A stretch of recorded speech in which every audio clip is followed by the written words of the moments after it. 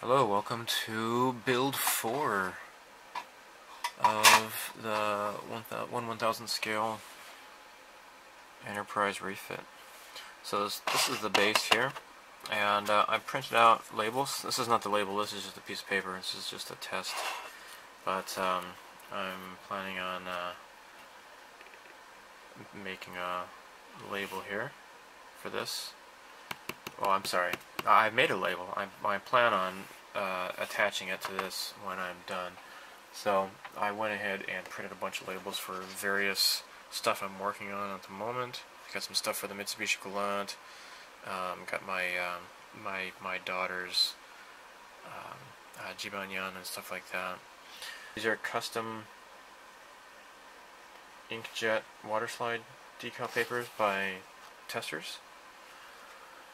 So when you're printing on those, you have to make sure to select it for like a color photo or something like that. Because if you don't have the paper source selected properly, like if it's selected to just like regular paper, it's not going to print properly. It's gonna bubble up and it's gonna look bad. So I just made a bunch of putty here, a little small batch. I'm using a Tamiya putty, and I put some lacquer thinner in it. So what I'm going to do is just kind of work this up a little bit,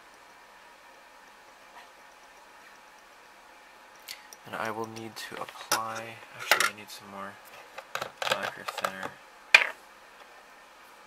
It's not smooth enough. There.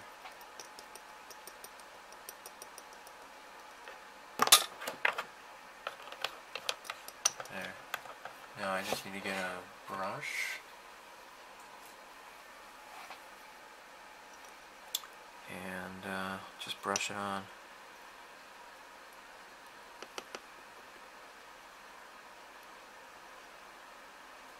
There. Yeah, wipe it off onto the paper towel here. There. Alright, so there's some places here where the epoxy putty was a little bit too convex, or I'm sorry, concave, and I need to address that. So I'm going to paint some of this stuff in here, into the hole here. There. Have a small gap on this side over here too. There. I might need to follow along the seam lines here. Gotta fill this up. This might not be too bad down here. It's mostly on this side here that I think needs to be filled in.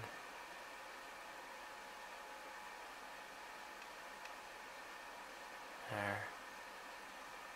It's maybe a little bit better. So, there. Just kind of paint over that and maybe do some more sanding to make that smooth, hopefully. There.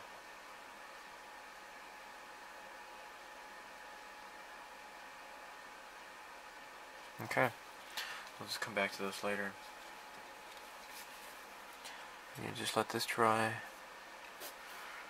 And see, it's getting sucked into the little hole there. I need to fill this up some more.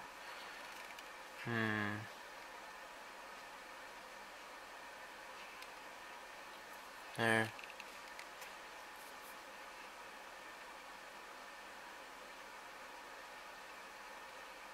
Okay, so once I work with this a little bit more, may need to go over this with some white primer to see how it's going to fit together.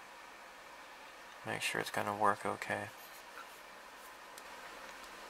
Okay, so I've kind of filled in some gaps a bit more. What I'm doing now is I'm using some acetone. This is just Shiseido, fingernail polish enamel remover. Essentially, acetone.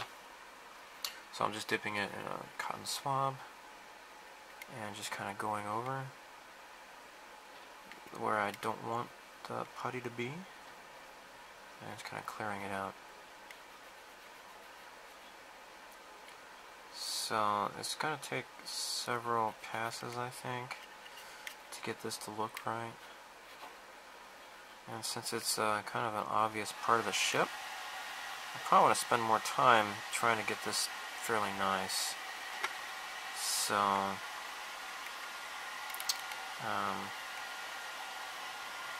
probably need to get a thinner, fine, more, one of these things here.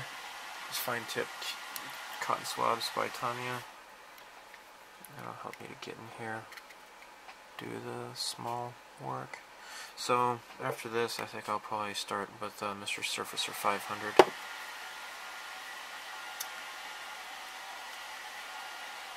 And hopefully that will gradually kind of fill in the cracks a little bit more too. So yeah, it's easier if you use acetone, I learned, to go over the part that you've applied the putty or the Mr. Surfacer, and that way it will require less sanding, and just makes it smoother. Okay, so I've puttied a bit here.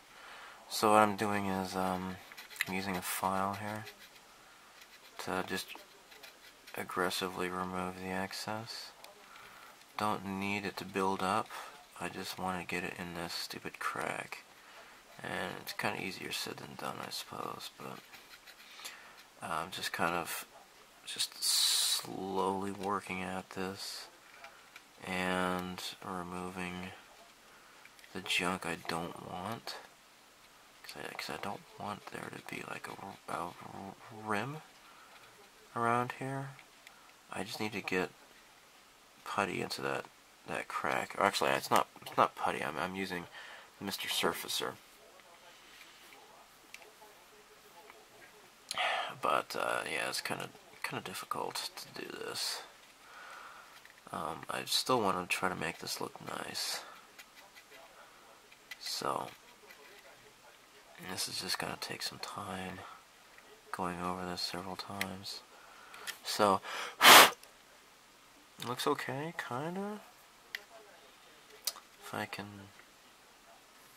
because you can see it kind of tapers down here. I don't want the tapering. I want it to be kind of like a 90-degree angle, but I still need to get some more, build up some of the Mr. Surfacer in there. I don't know if there's much difference between Mr. Surfacer 500 and Mr. Dissolved Putty. That's something maybe look into.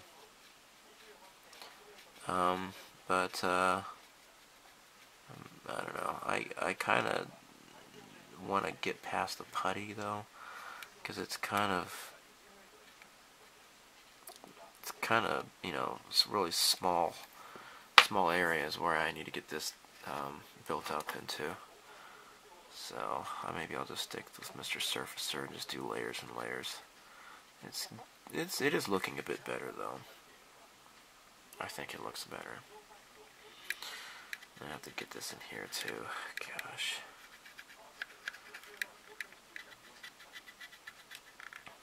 As you can see, it's kind of built up down there. Get rid of the excess. So this, I kind of sanded this down a bit. What I think I'll do is just kind of spray it with white surfacer to see how it kind of looks, and then do more filing and just keep working it that way. So I sprayed this down with Mr. White Surfacer 1000 to get an idea of kind of what it looks like and how lumpy it looks. And this is not small enough. You know, I've been trying to kind of get in there with this thing, but it's just not small enough. Now, my local hobby store, Kogetsudo, which I'm always mentioning, they have a bunch of these sanding sticks by Wave. And they come in different grits. They have like 400, 600, 800, 1000, I think 1200 as well. I just got 600 and 1000. So I'm going to give this a shot and see what it's like. So, oh yeah, here we go. These are all the different sizes. Wow, they go all the way down to 120. And there's 10 of them in here. Let me just pull out one. Yoink! I'm going to keep these in the package because I don't want them to go flying everywhere. One just dropped on the floor. Figures. And, because I don't know if it even says what the grit is on here. Nope. That's why it's best to keep them together. Okay, let's give this a shot here. So it's still not small enough to get up in there, but for this here it's okay though. So that's nice. And this front part here. So yeah, oh, that's cool. This is nice. I gotta be careful though if I'm gonna be sanding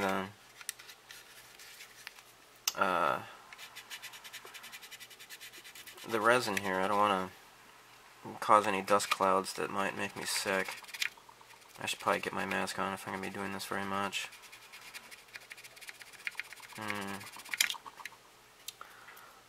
That's looking a bit better. It feels kind of better, but it's kind of hard to tell. And it's just not. Maybe if I cut this in half or something. I don't know. Can I even do that? Maybe I can get up in there a little bit better. So while it does have a nice fine point, still maybe not fine enough to get into really, really small crevices. And that's what I was dreading about with this part here, you know, filling in the putty, is whether or not I can make it look nice. So what I have been doing is just folding this over and just getting up inside here and sanding. And just letting it, you know, just sand from the corner here to get up inside there. But no promises on how well that's going to turn out. This front part, though, it's not too bad. I mean, to think that there was just a big empty gaping hole here, it kind of says a lot, I think. I just hope that I got this angle right, you know. Hopefully I didn't make it pointing down too much, because there's going to be a decal that fits here. And I know that the decal will kind of obscure some of the stuff here, but I still don't want it to be too lumpy, you know.